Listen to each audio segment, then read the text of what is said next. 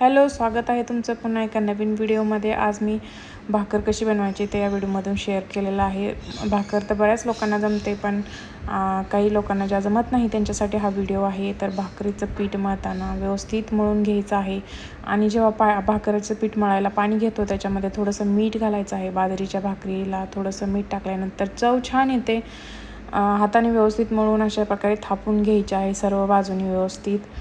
कडा वगैरे व्यवस्थित करून घ्यायचे आहे। नंतर तव्यात टाकताना तवासुद्धा व्यवस्थित गरम व्हायला पाहिजे, जेणेकरून भाकर मोडणार नाही। तवा पचलेला नसेल म्हणजेच व्यवस्थित गरम झालेला नसेल तर भाकर मोडू शकते।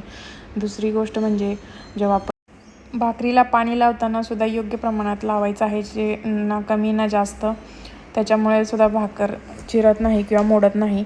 अशा प्रकारे भाकरी खाली भाजत असताना फुगते तेव्हा इकडून तिकडून फुटून हवा जाण्याची शक्यता असते, तेव्हा उलटण्याच्या साहाय्याने आपण अशा प्रकारे दाबून सर्व बाजूनी टम्म फुगवून खरपूस अशी भाकर भाजून घ्यायची आहे।